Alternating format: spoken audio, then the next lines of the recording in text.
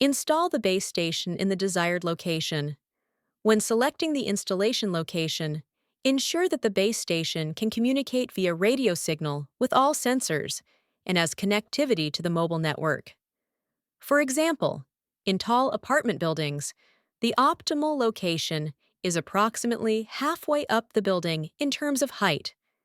Ensure that the base station is not in direct contact with metal structures that could interfere with the radio signal, and that the antenna is in a vertical position, meaning the base station itself must be installed upright. Connect the base station to mains power and clearly mark the connection so that it is not disconnected. Switch the device on using the power button. The base station starts automatically when it is connected to mains power. For more guides, explore our other tutorials at egate.io/learning.